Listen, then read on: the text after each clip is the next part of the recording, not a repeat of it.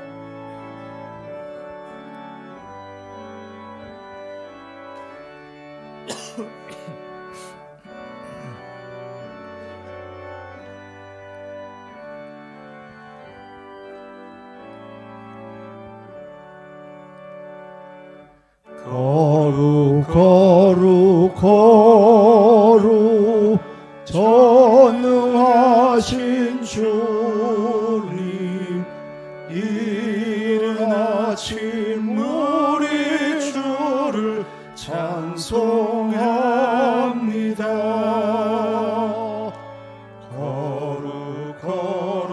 거룩 자비하신 주님, 성삼일체 우리 주로다. 거룩 주의 보좌 앞에 모든 성도 면류관을 벗어드리네. 전군 천사 모두 주께 굴복하니 영원히 위에 계신 주로다. 거룩 주의 빛난 영광, 모든 죄인 눈 어두워 볼 수 없도다. 거룩하신 이가 주님 밖에 없네. 온전히 전능하신 주로다. 거룩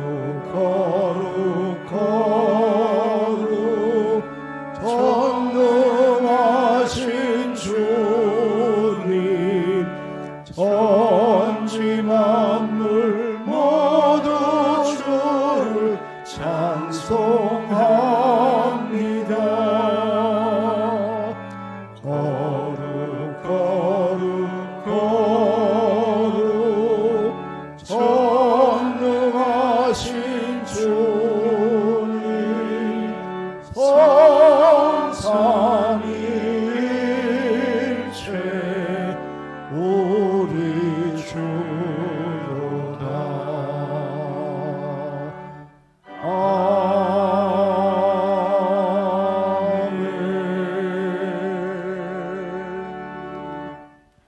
할렐루야. 찬송 받으실 하나님 아버지, 온 땅의 주의 이름이 어찌 그리 아름다우신지요.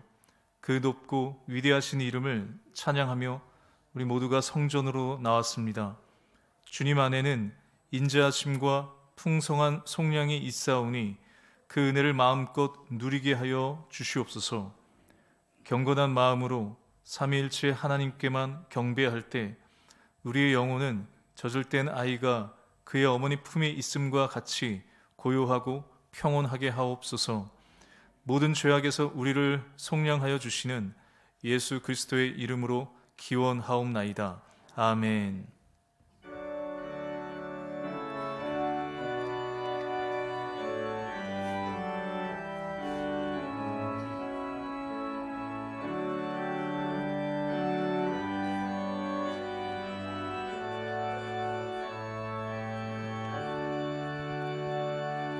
만유의 주 앞에 감사를 드리고 다 경배하면서 찬송을 부르세. 내 맘 열어 한 소리로 기뻐 주를 찬양하라.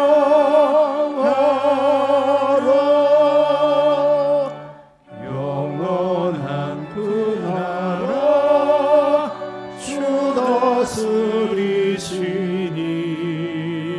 생명의 열쇠는 주님의 것이라. 내 맘 열어 한 소리로 기뻐 주를 찬양하라.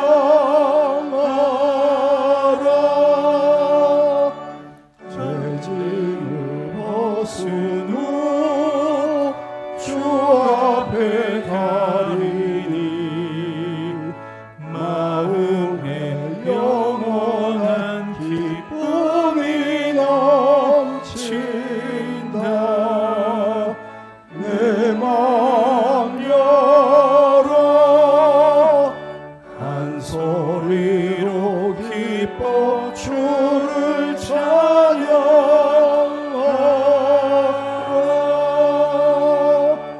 참 소망 가지고 그날을 기리며 주 다시 오실 때 기쁘게 맞으리. 내 맘 열어 한 소리로 기뻐 주를 찬양하라.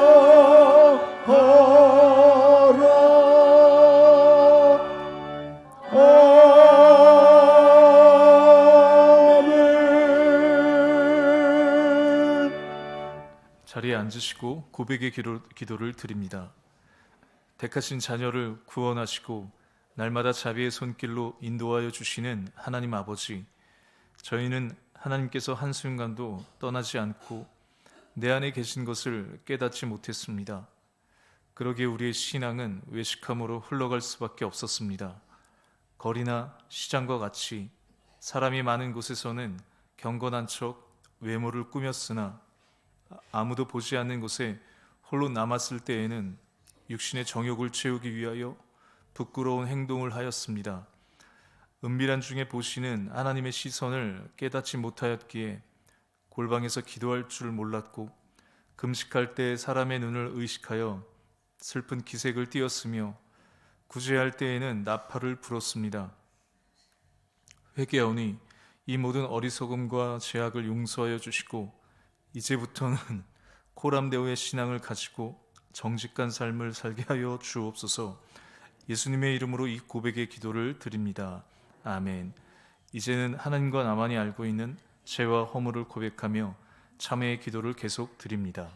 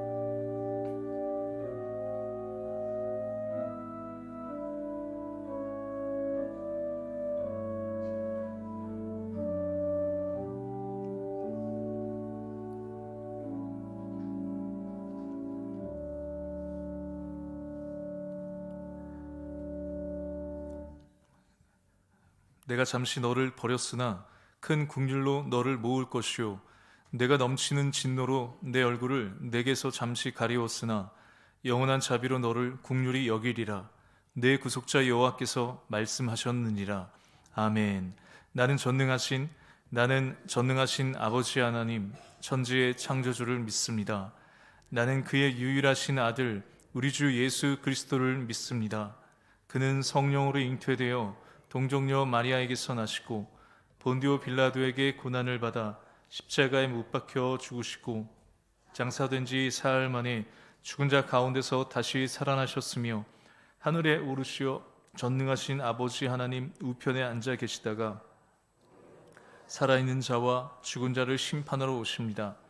나는 성령을 믿으며 거룩한 공교회와 성도의 교제와 죄를 용서받는 것과 몸의 부활과 영생을 믿습니다. 아멘. 우리 다 함께 자리에서 일어나시고 교독문 28번 시편 63편 성시를 교독하겠습니다. 하나님이여 주는 나의 하나님이시라. 내가 간절히 주를 찾되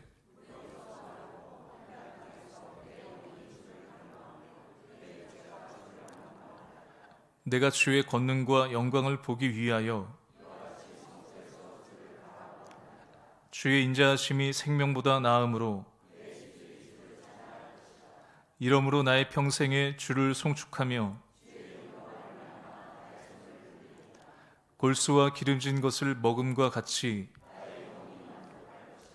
나의 입이 기쁜 입술로 주를 찬송하되 내가 나의 침상에서 주를 기억하며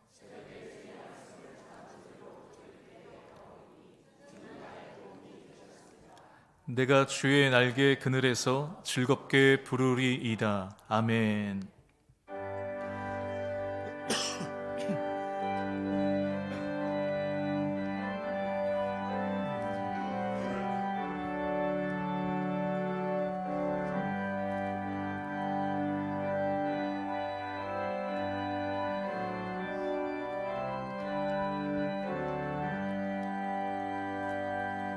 너희 마음에 슬픔이 가득할 때 주가 위로해 주시리라.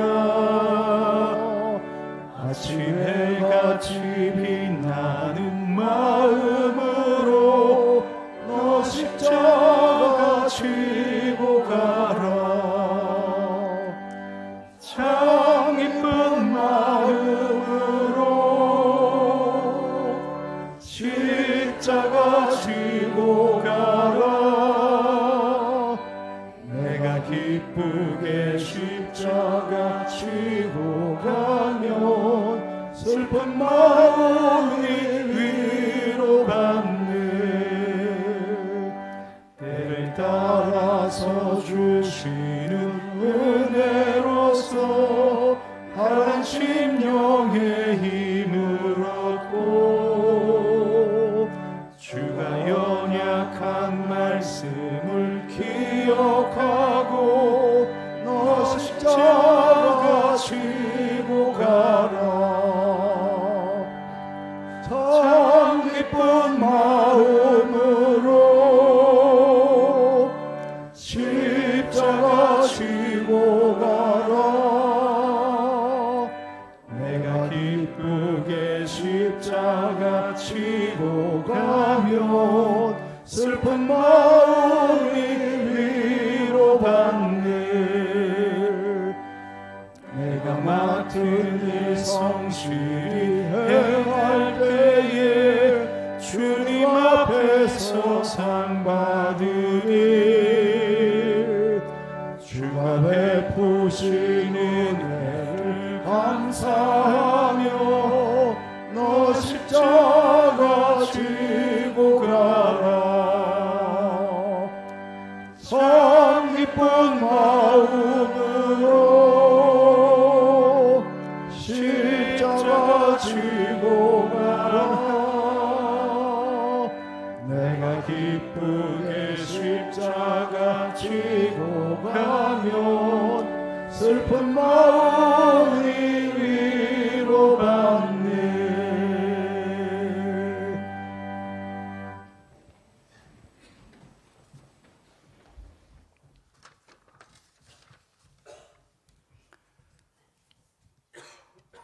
사랑과 은혜가 충만하신 하나님 아버지, 지난 한 주간도 저희들을 지켜주시고 이 예배의 자리로 인도하신 하나님을 경배하며 거룩한 주일에 세상의 모든 근심과 걱정을 내려놓고 오직 주님과 소통하며 예배의 자리로 나아가길 기도합니다. 저희들 한 영혼 한 영혼 사랑하셔서 제 가운데 살 수밖에 없는 저희들을 십자가의 은혜로 구원하여 주시고 당신의 자녀로 택하여 주심을 감사드립니다. 그 은혜가 감사하여 날마다 찬양하기에도 부족한 저희들이지만 아직도 말로나 행동으로나 죄를 짓고 있음을 고백하지 않을 수 없는 저희들을 용서하여 주시옵소서. 베드로후서 1장 말씀에 너희가 더욱 힘써 너희 믿음의 덕의 지식을, 지식의 절제를, 절제의 인내를, 인내의 경건을, 경건의 형제 우애를, 형제 우애의 사랑을 공급하라고 하신 말씀을 기억하며 주의 사랑과 선한 영향력을 끼치는 그리스도인 되기를 간구합니다. 영서교회가 올해로 70주년을 맞고 있습니다. 지난 역사 동안 여러 가지 어려움도 있었겠지만 에베네셀의 하나님께서 여기까지 도우시고 인도하신 줄 믿습니다.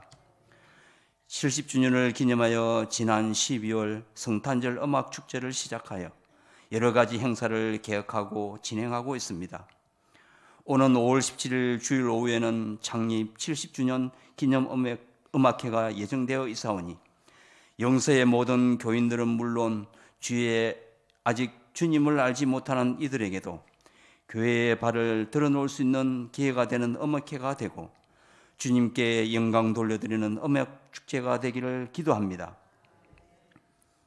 치유하시는 하나님, 담임 목사님이신 남상국 목사님이 항암 치료 과정 중에 있사오니 치료 과정을 통해 암세포의 뿌려는 완전히 제거되고 육신의 모든 세포와 조직들이 창조의 운행도로 회복될 수 있도록 인도하여 주시고 목사님의 건강을 늘 강건하게 지켜주시옵소서.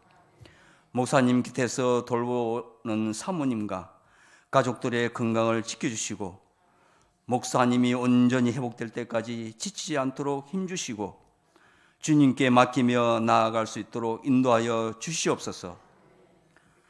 사랑의 하나님 아버지, 지금 세계 여러 곳곳에서 어려움을 당하고 있습니다. 중동에서는 전쟁으로 인해 많은 이들이 목숨을 잃고 삶의 터전이 파괴되고 있는 이 현실을 볼 때에 하나님의 뜻이 어디에 있는지 알지는 못하지만 전쟁은 하나님께 속한 것이라고 하였사오니 인간의 의지가 아닌 하나님의 역사하심으로 하루빨리 전쟁이 종식되고 사랑과 평화의 시대로 전환되기를 기도합니다. 국내적으로도 보수와 진보 진영이 대립보다는 건전한 경쟁 관계 속에서 국민을 위하는 정치가 되기를 또한 기도합니다. 무엇보다도 이 시대의 믿음의 공동체인 교회가 빛과 소금의 역할을 잘 감당할 수 있도록 말씀과 기도와 찬양이 가득 차게 하시고 세상으로부터 외면당하기보다는 세상으로부터 칭송받는 교회로 거듭나서 믿는 사람이 많아지는 한국교회 되기를 기도합니다. 구원의 하나님 아버지, 오늘 이 성전을 찾은 이들과 영상으로 참여하는 이들에게 말씀으로 충만케 하시고 영적으로 육적으로 어려움에 처한 자 있다면 구원의 하나님께서 하루속히 어려움에서 벗어날 수 있도록 능력과 용기를 허락하시길 간구합니다. 말씀을 전하실 이보열 목사님을 성령께서 함께하사 사역 감당하실 때에 피곤치 않도록 건강을 지켜주시고 여러 교역자들과 합심하여 담임 목사님이 계시지 않는 동안 교회를 든든히 세워갈 수 있는 여건과 능력을 주시길 기도합니다. 오늘 말씀을 증거하실 때에 각자에게 필요한 말씀으로 채워지게 하시고 주님의 사랑과 은혜가 충만한 예배의 시간 되기를 기도합니다. 또한 시온 찬양대에 준비된 찬양이 주님께 온전히 드려지게 하시고 지휘자나 찬양대원들의 가정이 찬양으로 충만케 되기를 기도합니다. 예배를 위해 교회를 위해 수고하시는 모든 봉사자들 선생님들을 기억하여 주시고 그들의 수고로움이 주님 주시는 힘과 능력으로 잘 감당할 수 있도록 인도하여 주시옵소서. 예배의 모든 순서를 주님께 맡기오며 온전히 주님께 드려지는 예배 되기를 간구하며 이 모든 말씀 예수님의 거룩하신 이름으로 기도드립니다. 아멘.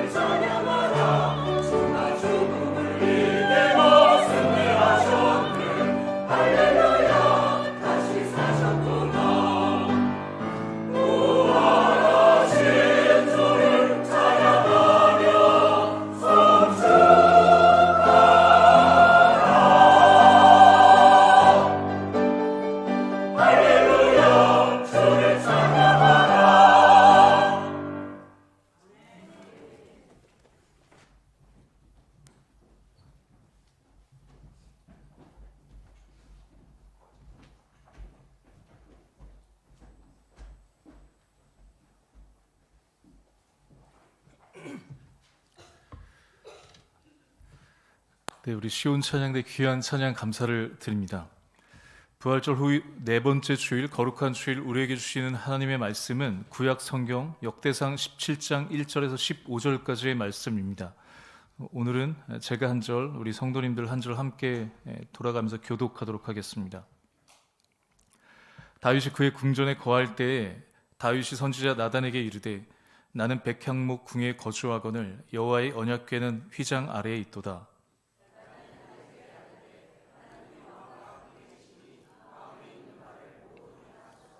그 밤에 하나님의 말씀이 나단에게 임하여 이르시되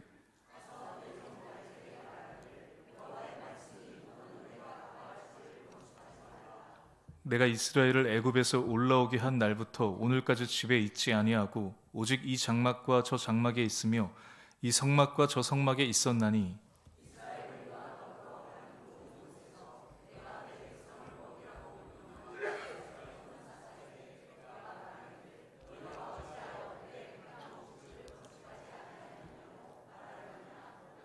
또한 내 종 다윗에게 이처럼 말하라. 만군의 여호와께서 이처럼 말씀하시기를 내가 너를 목장 곧 양떼를 따라 다니던 데에서 데려다가 내 백성 이스라엘의 주권자로 삼고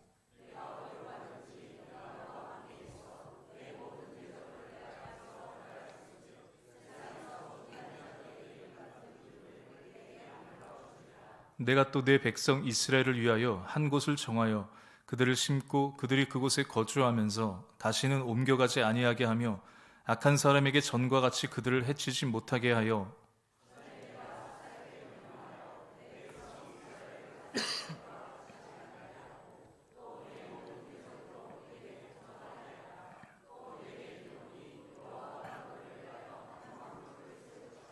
내 생명의 연한이 차서 내가 조상들에게로 돌아가면 내가 내 뒤에 내 씨 곧 내 아들 중 하나를 세우고 그 나라를 견고하게 하리니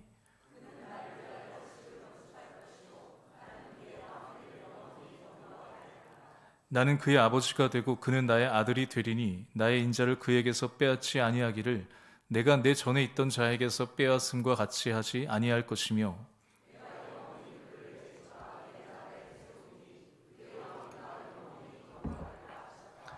함께 읽겠습니다. 나단이 이 모든 말씀과 이 모든 계시대로 아멘. 네, 안녕하세요. 주일 예배 오신 우리 모든 성도님들 환영하고 축복합니다. 오늘도 복된 주일 우리와 함께 하시는 하나님의 은혜를 누리시기를 소망합니다. 저희가 계속해서 역대상 말씀을 나누고 있습니다. 역대상의 이야기를 계속해서 반복해서 이야기하면 역대기 말씀은 포로에서 돌아온 이스라엘 백성들이 처한 그 처참한 현실 속에서 질문을 던집니다. 여전히 우리에게 희망이 있는가? 하나님이 여전히 우리를 돌보시고 인도하시는가? 하나님의 언약은 여전히 유효한가? 그에 대한 답을 우리가 첫 번째 시간에 정체성에 대해서 이야기했습니다. 나는 누구인가? 우리는 누구인가? 우리는 하나님의 선택받은 백성들이다. 우리는 하나님의 자녀이다.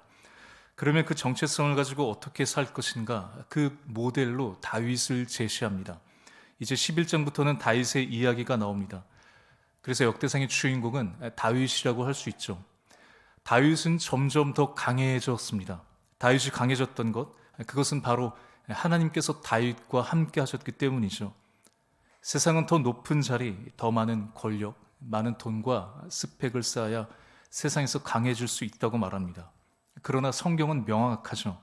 하나님께서 함께 하실 때 강할 수 있다고 말합니다. 왜 하나님이 함께 하실 때 강해질 수 있을까요? 우리가 강한 사람들의 특징을 보면 특별히 스포츠에서도 강팀의 조건이 뭐죠? 위기 때 강한 선수가 진짜 실력 있는 선수고 위기 때 강한 팀이 정말 강한 팀이잖아요. 하나님께서 함께 하신다고 해서 하나님이 그의 삶에 개입하시고 주관하신다고 해서 그 인생에 어려움과 고난, 위기가 없다는 게 아닙니다.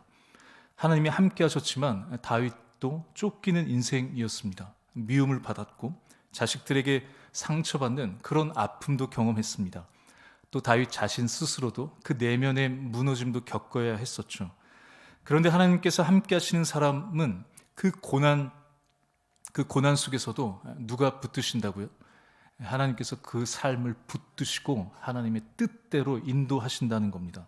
우리가 살다가 또 우리 자녀들을 위해서 가장 많이 기도하는 것 중에 하나가 좋은 사람을 만나게 해달라고 기도합니다. 만남의 복을 위해서 기도하잖아요. 새벽 예배 때 저희가 계속 역대상 말씀을 보고 있는데 11장 이후 말씀을 살펴보면서 이제 12장으로 넘어가면 그 12장 첫 구절에 1절에서 2절 말씀을 보면 다윗이 기스의 아들 사울로 말미암아 시글락에 숨어 있을 때 그에게 와서 싸움을 도운 용사 중에 든 자가 있었으니 그들은 활을 가지며 좌우 손을 놀려 물매도 던지며 화살도 쏘는 자요 베냐민 지파 사울의 동족인데 그 이름은 이러하니라. 다윗에게 누가 찾아오냐면 강한 용사들이 찾아옵니다. 싸움에 능한 용감한 군사들이 다윗의 편에 함께 하는 거죠. 든 자라고 하는 것은 소속을 바꿨다는 뜻입니다. 다윗이 한 것이 아니라 하나님께서 그 사람들을 바꿔주신 거예요. 그리고 심지어 다윗을 대적했던 사람들이 이 다윗이 블레셋에 도망하던 곳, 어쩌면 다윗의 실패와 다윗의 그 고난의 상징이라고 할 수 있는 시글락에 숨어 있을 때 누가 찾아오냐면 다윗을 대적했던 사울이 속해 있는 베냐민 지파 사람들이 다윗의 편에 서기 위해서 다윗에게 찾아옵니다. 여러분, 우리가 인생을 살아가다가 한번 미워하는 사람, 척을 졌던 사람과 다시 그 관계를 회복하는 것이 가능할까요? 거의 불가능하겠죠. 그런데 놀라운 것은 그 대적했던, 자신을 죽이려고 했던 사람들이 다윗이 숨어서 지내는 곳에 찾아왔다는 겁니다. 다윗의 편이 되기 위해서. 이것을 무엇으로 설명할 수 있을까요? 불가능하지만 하나님이 개입하시는, 하나님이 주관하시는 삶은 그것이 가능하다는 겁니다. 그래서 하나님께서 함께 하시는 사람은 다윗과 그의 군대와 그의 나라가 점점 강해질 수밖에 없는 것이죠. 우리 모든 성도님들 다시 한번 하나님이 여러분의 삶 가운데 함께 하심으로 그 어떤 위기와 어려움 속에서도 하나님이 하나님의 뜻대로 인도하시는, 하나님이 주관하시는 그런 삶이 되시기를 축복합니다. 이렇게 하나님께서 함께 하시는 다윗은 그러면 그 다음에 무엇을 하고 싶어 했을까요? 하나님께 함께 하시니까, 강하게 되니까 두려울 게 없잖아요. 그러니 더 많은 나라, 더 영토를 확장하며 자신의 그 강함을 드러내고 싶었을까요? 다윗은 하나님과 더 함께하고 싶어 했습니다. 하나님과 늘 함께하고 싶어서 하나님께서 계신 집을 지어드리고 싶어 합니다. 하나님이 머무실 성전을 짓고 싶어 한 거죠. 그래서 다윗은 성전을 지으려고 합니다. 지금 이 역대기의 배경이 되는 실제 이스라엘 백성들이 포로에서 그 고국으로 돌아왔을 때 그들의 가장 중요한 것은 이 성전을 다시 재건하는 것이었습니다. 성전을 재건하여 하나님과의 그 관계가 끊어졌던 그 하나님의 중심의 삶, 그 예배를 다시 회복하는 것이었죠. 오늘 우리가 읽은 역대상 17장의 말씀은 하나님의 백성은 어떻게 살아야 되는가, 하나님께서 선택하신 그 백성들을 하나님은 어떻게 인도하시는가, 다윗과 맺으신 그 약속, 언약의 내용을 이야기하는 그런 장면입니다. 그리고 성전을 건축하는 것에 대한 이야기가 처음으로 27장에 등장합니다. 다윗이 온 이스라엘의 왕이 된 후에 예루살렘을 수도로 삼았습니다. 왕국에서 수도는 어디일까요? 왕이 거주하는 곳이, 그곳이 수도죠. 다윗은 예루살렘에 다윗이 거하는 궁전을 지었습니다. 그런데 다윗이 생각하기에는 이스라엘의 수도는 왕의 궁전이 있는 곳이 아니라 하나님이 계신 곳이 수도라고 생각하게 돼요. 세상에서는 왕의 거주지가 중요하지만 이스라엘에서는 하나님께서 임재하시는 곳이 중요했던 거죠. 그런데 하나님께서 임재하시는 그 하나님이 임재의 상징인 언약궤가 이스라엘에 없습니다. 예루살렘에는 존재하지 않습니다. 블레셋과의 전투 때 우리가 하나님이 함께 하시면 이 전쟁에서 승리할 수 있을 거예요. 그래서 언약궤를 가지고 갔다가 패해서 블레셋에게 빼앗깁니다. 언약궤가 블레셋에 있습니다. 그래서 다윗이 그 언약궤를 이스라엘 예루살렘으로 돌아올 수 있도록 합니다.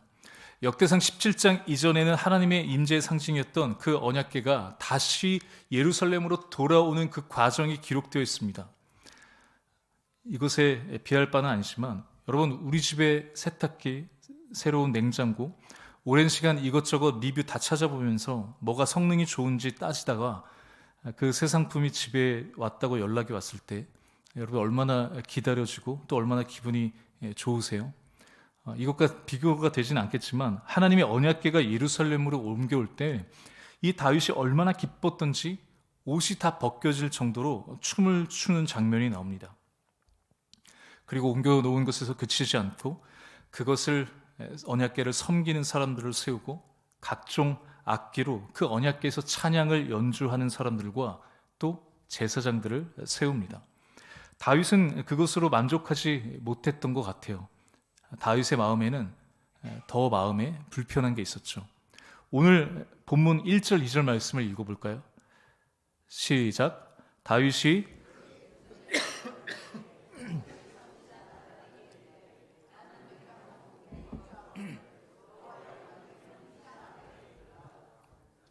(2절) 나단이 다윗에게 아뢰되 하나님이 왕과 함께 계시니 마음에 있는 바를 모두 행하소서. 1절 말씀을 보면 다윗 자신은 나는 백향목 궁전에 있는데, 백향목은 당시에 왕궁에 짓는 가장 고급스러운 목지였습니다.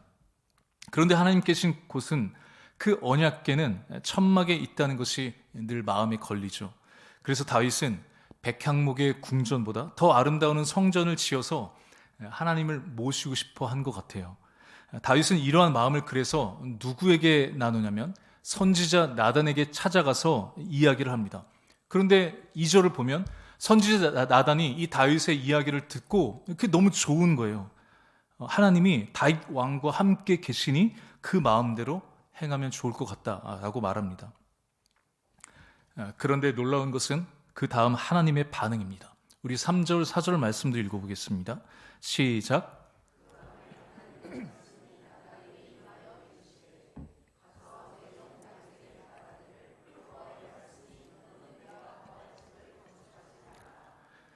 그런데 하나님께서 나단 선지자에게 명확하게 말씀하시죠.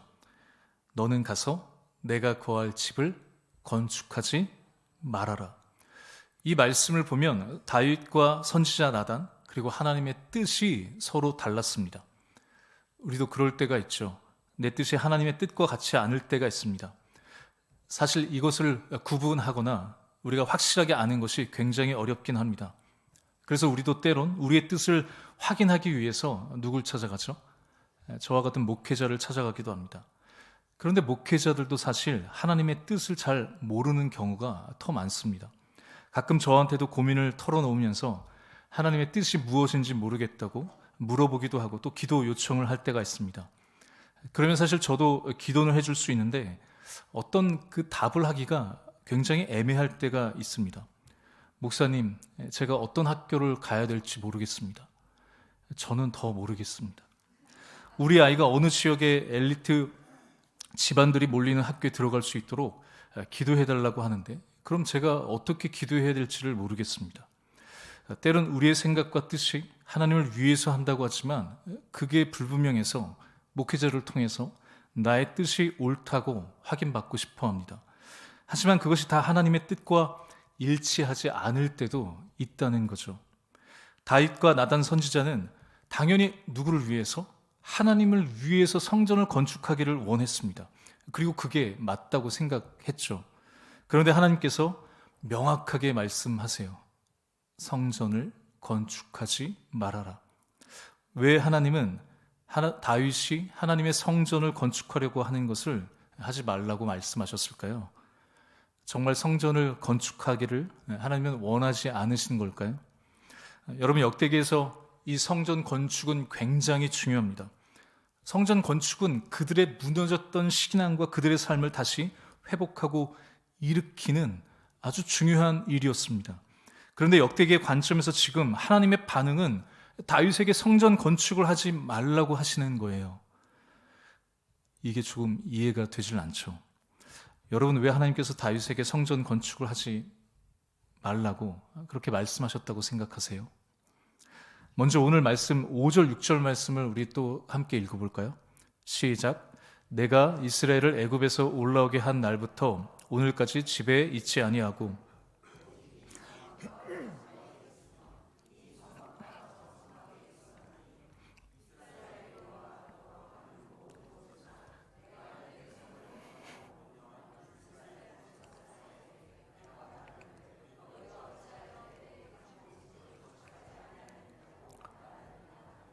아멘.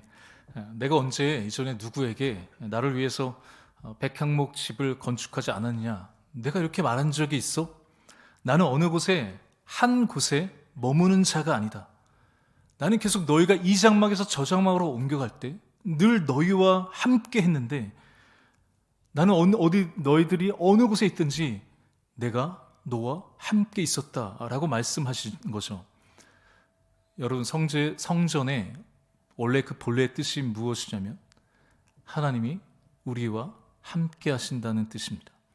지금 이 역대기 말씀이 무엇을 강조하는 것이냐면 하나님은 한 곳에 갇혀 있는 분이 아니시다. 우리가 성전에 있든지 아니면 성전 밖에 있든지 어디서 우리가 무엇을 하든지 하나님은 그곳에서 우리와 함께 하신다는 것을 말씀하고 있는 거죠. 지금 이 역대기를 누가 언제 기록했다고 했죠? 포로에서 돌아온 이스라엘 백성들, 그 처참한 상황 속에 있었던 아무 희망이 없는 것 같은 그런 상황이지만 하나님은 너희들이 그 포로의 시간 속에서도 함께 하셨다. 이방 나라의 그 포로로 지냈던 그 시간은 결코 헛된 시간이 아니다라는 것을, 그 포로의 시간에도 하나님께서 우리들과 함께 동행했던 그 시간인 것을 이야기하고 있는 것이죠. 성전의 개념이 굉장히 중요함에도 불구하고 하나님은 우리가 만든 공간에 갇혀 계신 분이 아니라는 것을 말씀하고 있습니다. 그리고 이 말씀은 하나님이 지금 우리와 함께 하시다고, 지금 우리와도 함께하고 계시다는 것을 말씀하고 있는 거죠. 우리가 지금 아무 희망이 없고, 여러분 혹 우리 자녀들 취업과 결혼의 문제로, 또 지금 당장 뭔가 보이지 않아서 희망이 없는 것 같고 앞이 보이지 않는 그 캄캄한 고통의 시간에도 하나님은 우리와 여러분과 여전히 지금도 함께 계시다는 것을 말씀하고 계십니다. 특별히 이 예배 자리에 함께하지 못한 우리 모든 가족들, 성도들에게도 그 있는 자리에, 그 모든 곳에서 하나님께서 어떻게 하실까요? 함께하고 계시다라는 것을 말씀하고 있는 겁니다. 그리고 오늘 보면 8절을 보면 하나님께서 약속하시면서 또 이렇게 말씀하시거든요. 너가 어디로 가든지 내가 너와 함께 있어. 너가 어디로 가든지 내가 계속해서 너와 함께 할 것이다. 우리 성도님들 동일하게 하나님께서 우리에게 말씀하십니다. 여러분에게 놓여진 어쩌면 그 처참하고 고통스러운 시간에도 하나님께서 여러분과 함께 하신다는 겁니다. 그래서 그 시간은 아무 의미 없고 잃어버린 시간이 아니라는 거예요. 제가 개인적으로 약 14년, 5년 전에 처음 신대원 시험을 준비하고 그 시험에서 떨어졌을 때 제 청년부 멘토였던 목사님께서 물레동에 0으로 시작해서 서로 끝나는 교회 담임 목사님이셨는데 저를 부르셨습니다. 그 교회 중고등부를 섬겨달라고. 그런데 제가 제일 상대하고 싶지 않은 종족들, 제일 기피하고 싶은 게 바로 청소년들이었습니다. 물론 지금은 아닙니다. 제 개인적으로 가장 어려운 설교가 어느 설교냐 하면 그 중고등부 아이들 앞에서 하는 설교거든요. 일단 반응 자체가 없잖아요. 나는 무조건 이 시간 내내 핸드폰만 본다. 마치 앞에 쳐다보면 진원고라고 생각하는, 고개를 내내 푹 숙이고 있는 그 아이들 앞에서 설교하는 게 만만치가 않았습니다. 그런데 그 3년 동안 청소년 설교를 했던 게 쌓이고 쌓이니까 구약 한 번 돌고 신약 한 번 돌고 다시 구약 한 번 돌고 신약 한 번, 이렇게 사이클이 도니까 제가 사역자로 설교하는 사람으로 설 수 있었던 그 바탕이 된 저의 설교에 너무 큰 자산이 되었던 시간이었습니다. 놀랍게 저도 성장하고 그 아이들도 성장했던 시간이었습니다. 하나님께서 함께 하시는 걸 경험했습니다. 혹 여러분에게 이해되지 않는 잃어버린 그 시간에 하나님은 우리와 함께 하셔서 그 시간을 통해서 하나님을 만나는 게 중요하다는 걸 이 역대기 말씀은 그대로 기록하고 있죠. 그리고 또 다른 이유, 왜 하나님은 성전을 건축하지 말라고 하셨을까요? 하나님의 뜻은 성전 건축을 거부하는 것이 아니라 다윗을 통해서 성전을 건축하는 걸 원하지 않으시는 거예요. 우리 11절, 12절 말씀을 보면 제가 읽어보겠습니다. 내 생명에 연한이 차서 내가 조상들에게로 돌아가면 내가 내 뒤에 내 씨 곧 내 아들 중 하나를 세우고 그 나를 견고하게 하리니 그는 나를 위하여 집을 건축할 것이요 나는 그의 왕위를 영원히 견고하게 하리라. 이 11절 12절 말씀을 보면 하나님의 뜻은 다윗을 통해서가 아니라 다윗이 죽고 나면 그의 아들에서 그 집을 건축할 것이라고 말합니다. 이것은 실제 다윗이 죽은 후에 그의 아들 솔로몬을 통해서 성전을 건축하게 되죠. 그러면 왜 솔로몬은 되고 다윗은 안 될까요? 역대상 22장 8절 말씀을 보면 다윗이 나이가 많아서 이제 솔로몬에게 그 왕의 자리를 물려주면서 이렇게 고백을 합니다. 22장 8절 말씀에 여호와의 말씀이 내게 임하여 이르시되 너는 피를 심히 많이 흘렸고 크게 전쟁하였느니라. 내가 내 앞에서 땅에 피를 많이 흘렸은즉 내 이름을 위하여 성전을 건축하지 못하리라. 하나님이 다윗에게 다윗은 피를 많이 흘렸다는 거예요. 다윗은 지금 예루살렘에서 이 온 이스라엘의 왕이 되기까지 엄청난 전쟁을 했습니다. 남을 죽이고 피를 흘린 후에 다윗을 통해서 세워지는 그 성전을 보면서 사람들이 그 성전을 어떻게 생각할까요? 성전은 하나님이 계시는 곳, 평화의 상징이거든요. 그런데 하나님은 그 평화의 상징인 성전을 수없이 전쟁을 치른 다윗을 통해서 이루고 싶지 않으신 거죠. 그래서 역대상 22장 9절을 보면 온순한 사람, 솔로몬, 이 솔로몬의 뜻이 샬롬, 평화라는 뜻입니다. 이것은 성전은 평화의 사람이 건축해야 된다는 것을 말합니다. 또한 우리가 모인 이곳 하나님의 성전은 샬롬, 평화가 있는 곳이라는 거죠. 그래서 성전을 그냥 다윗의 뜻대로 짓는 것은 중요하지가 않는 거예요. 얼마나 그것이 본래의 목적대로 평화 속에서 이루어지느냐, 그게 중요한 거죠. 그래서 하나님은 솔로몬을 통해서 성전을 세우고 그의 나라의 왕위를 굳게 세워 영원하게 하겠다라고 말씀하십니다. 그러면서 하나님은 다윗을 통해서 그 집을 짓는 것을 반대하셨지만 오늘 본문 17장에 이제 하나님이 오히려 다윗의 집을 지어주신다는 놀라운 말씀을 약속하십니다. 13절, 14절 말씀, 나는 그의 아버지가 되고 그는 나의 아들이 되리니 나의 인자를 그에게서 빼앗지 아니하기를 내가 내 전에 있던 자에게서 빼앗음과 같이 하지 아니할 것이며 14절입니다. 내가 영원히 그를 내 집과 내 나라에 세우리니 그의 왕위가 영원히 견고하리라 하셨다 하라. 이것이 하나님께서 다윗과 맺으신 언약입니다. 다윗은 하나님을 통해서 자신의 나라를 세워가려고 했습니다. 그런데 하나님은 다윗을 통해서 영원히 멸망하지 않는 하나님의 나라를 세워가시겠다고 약속하셨습니다. 다윗, 너는 왜 나를 통하여 너의 나라를 세우려고 하느냐? 너가 나를 위하여 나의 집을 세우려고 하느냐? 이제 내가 너를 통하여 나의 나라를 세울 것이다 라고 말씀하시는 겁니다. 그런데 여러분, 이 말씀이 정말 이 약속이 이루어졌을까요? 지금 이 역대기를 읽고 있는 포로에서 돌아온 이스라엘 백성들은 무엇을 경험했죠? 역사를 보면 나라가 분열되고 결국 다 모든 것이 멸망당했습니다. 그래서 이 약속은 실패한 것처럼 보입니다. 그러나 하나님은 역대기를 통해서 다시 말씀하시죠. 그 약속은 끝난 것이 아니다. 그 약속은 여전히 유효하다. 이 약속은 솔로몬을 넘어 결국 그 다윗의 자손, 그 씨를 통해서 나신 예수 그리스도에게서 완성이 됩니다. 누가복음 1장 32절 32절 말씀을 보면 주 하나님께서 그 조상 다윗의 왕위를 그에게 주시리니 영원히 야곱의 집을 왕으로 다스리실 것이며 그 나라가 무궁하리라. 다윗의 왕위는 예수 그리스도에게 주어졌고 그 나라는 이제 영원히 무너지지 않습니다.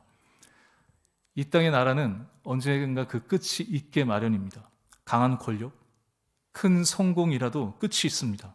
그런데 하나님은 예수 그리스도를 통해서 무너지지 않는 하나님의 나라를 세우셨습니다. 그래서 이 다윗 언약은 과거로 끝이 아니라 이 약속은 지금 여전히 이곳에 있는 우리 모두에게도 적용이 됩니다. 그리고 여전히 우리에게도 유효합니다. 예수 그리스도를 믿는 우리가 하나님 나라에 멸망하지 않은 영원한 그 나라의 백성이 된 것이죠. 우리도 어쩌면 다윗처럼 하나님을 위해서 무언가를 해드리려고 합니다. 하나님을 위해서 무언가 이루려고 합니다. 그러나 하나님은 말씀하십니다. 너가 나를 위해서 이루는 것이 아니라 내가 너를 통해서 나의 일을 이루겠다. 여러분, 신앙이라고 하는 것은 하나님을 통해서 나의 것을 세우는 것이 아니라 하나님이 우리를 통해서, 나를 통해서 하나님의 것을, 하나님의 일을, 하나님의 나라를 세우는 것입니다. 우리의 시간이 아무리 잃어버린 시간처럼 보여도 하나님이 함께 하시면 그 모든 시간은 결코 헛되지가 않습니다. 우리의 계획에 막히는 것 같아도 하나님은 더 큰 뜻을 이루고 계시는 분이시죠. 다윗은 하나님의 집을 세우고 싶었지만 하나님은 오히려 다윗의 집을 세우셨습니다. 그리고 그 집은 결국 예수 그리스도 안에서 영원한 하나님 나라로 완성이 되었습니다. 오늘 여기 계신 우리 모든 성도님들, 저와 여러분도 내 뜻을 하나님께 관철시키는 그런 신앙이 아니라 하나님의 뜻이 여기 있는 우리 모두의 삶을 통하여 하나님의 그 뜻이 이루어지는 그런 신앙이 되시기를, 그런 하나님의 자녀들 되시기를 소망합니다. 하나님께서 우리의 가정을 통해서, 우리의 교회를 통해서, 우리의 남은 모든 삶을 통해서 하나님의 뜻을 이루어 가시고 하나님의 나라를 세워 가시기를 주님의 이름으로 축복합니다. 기도하겠습니다. 하나님 오늘도 우리를 통해서 일하여 주시고 또 하나님의 뜻을 이루어 가시니 감사를 드립니다. 그러나 우리는 여전히 우리의 계획을 붙들고 살아갑니다. 하나님을 위해서라고 말하지만 사실은 내 뜻을 이루기 위해서 하나님을 찾을 때가 많았습니다. 다윗이 하나님의 집을 세우려고 했지만 오히려 하나님께서 다윗의 집을 세우셨던 것처럼 이제는 내가 하나님을 위해 무엇을 하려는 인생이 아니라 하나님께서 나를 통해서 일하시고 역사하시는 그런 인생이 되게 하여 주시옵소서. 내 뜻이 이루어지는 것보다 하나님의 뜻이 이루어지는 것을 기뻐하게 하시고 내 계획이 막힐 때에도 낙심하는 것이 아니라 하나님의 더 크신 뜻을 신뢰할 수 있는 하나님의 백성들, 하나님 자녀들 되게 하여 주시옵소서. 지금 우리의 삶 가운데 이해되지 않는 시간들이 있습니다. 답답하고 막막하고 때로는 잃어버린 것처럼 느껴지는 시간들이 있습니다. 그러나 하나님, 오늘 이 예배를 통하여 우리에게 하신 이 말씀을 통하여 그 시간에도 하나님께서 우리와 함께 하셨다는 것을 깨닫게 하여 주시고 그 모든 시간 속에서도 하나님을 만나며 하나님만을 온전히 신뢰할 수 있는 그런 모든 시간들이 되게 하여 주시옵소서. 특별히 항암 과정 가운데 있는 담임 목사님, 모든 시간 하나님 늘 함께하여 주시고 하나님의 뜻대로 하나님께서 주관하여 주셔서 예전보다 더 건강한 모습으로 온전히 회복되어 다시 이 단위에서 하나님의 말씀을 선포하실 수 있도록 일하여 주시고 역사하여 주시옵소서. 또 하나님, 우리 아픔 가운데 있는 영서교회 모든 환우들 동일한 은혜로 함께하여 주시고 이 예배를 통해서도 주님 앞에 나아갈 때 치유와 회복의 역사가 일어나게 하여 주시옵소서. 감사를 드리며 예수님의 이름으로 기도드립니다. 아멘.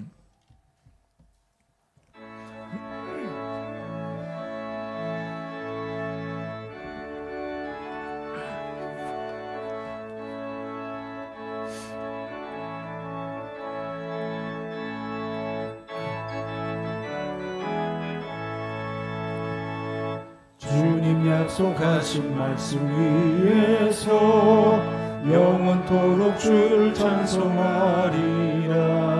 소리 높여 주께 영광 돌리며 약속 믿고 굳게 서리라. 굳게 서리 영원하신 말씀 위에 굳게 서리 굳게 서리 그 말씀 위에 굳게 서리라. 주님 약속하신 말씀 위에서 세상 영광에게 헌습할 때에 용감하게 힘써 싸워 이기며 약속 믿고 굳게 서리라. 굳게 서리 영원하신 말씀 위에 굳게 서리 굳게 서리 그 말씀 위에 굳게 서리라. 주님 약속하신 말씀 위에서 영원하신 주의 사랑 힘입어 성령으로 힘써 싸워 이기며 약속 믿고 굳게 서리라. 굳게 서리 영원하신 말씀 위에 굳게 서리 굳게 서리 그 말씀 위에 굳게 서리라. 주님 약속하신 말씀 위에서 성령 인도하는 대로 행하며 주님 품에 항상 쉬어오며 약속 믿고 굳게 서리라. 굳게 서리 영원하신 말씀 위에 굳게 서리 굳게 서리 그 말씀 위에 굳게 서리라.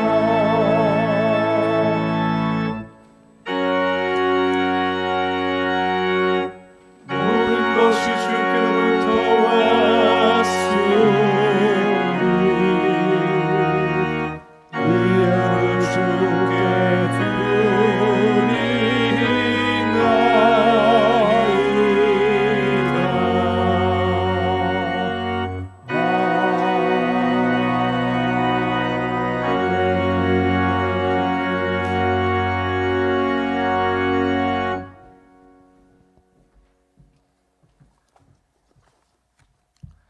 하나님 감사합니다. 오늘도 거룩하고 복된 주일, 하나님의 자녀들, 하나님의 백성들, 하나님의 전에 나와 예배할 수 있도록 우리에게 이 생명과 건강을 주시고 모든 삶의 시간들 감사의 마음을 담아 예배하게 하시니 감사를 드립니다. 우리에게 주신 모든 것, 하나님께서 베풀어 주신 은혜의 선물임을 겸손히 고백하며 물질과 소득의 10분의 1을 구별하여 11조의 예물을 드립니다. 그 모든 삶이 매일 더 풍성한 감사의 열매를 거두는 복된 삶이 되게 하여 주시옵소서. 선교, 장학, 구제, 건축 여러 목적으로 또 감사의 예물을 하나님께 드립니다. 그 마음과 정성을 기억하여 주시고 풍성하게 나눌 수 있는 복의 복을 더하여 주시옵소서. 감사드리며 축복하오며 예수님의 이름으로 이 봉헌의 기도를 드립니다. 아멘.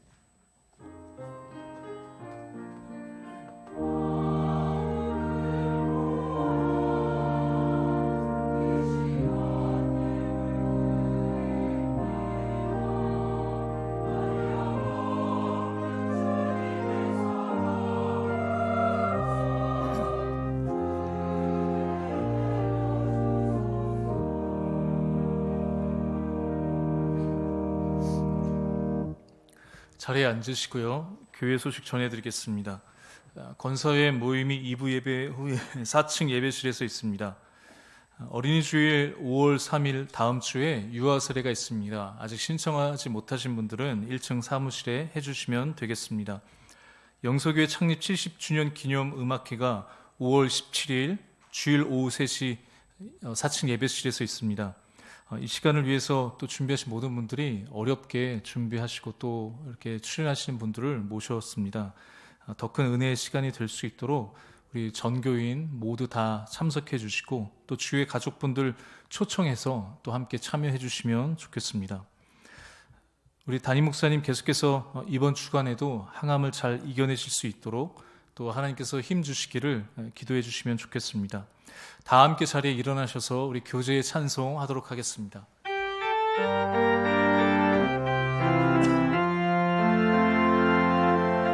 사랑으로 사랑합니다.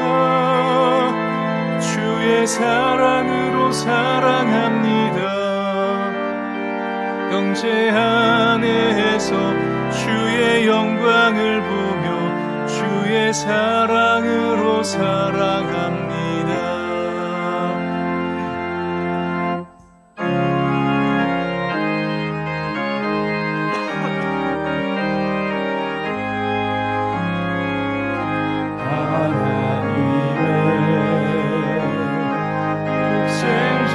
예수 날 위하여 오시었네. 내 모든 죄 사하시려고 십자가 지셨으나 다시 사셨네.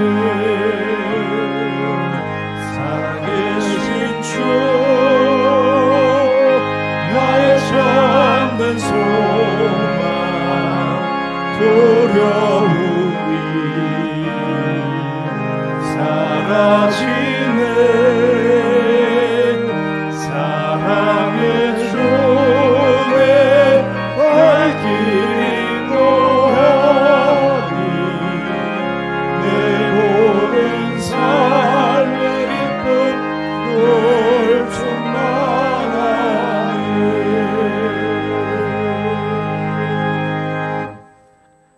여호와는 내게 복을 주시고 너를 지키시기를 원하며 여호와는 그 얼굴로 내게 비추사 은혜 베푸시기를 원하며 여호와는 그 얼굴을 내게로 향하여 드사 평강 주시기를 원하노라. 아멘.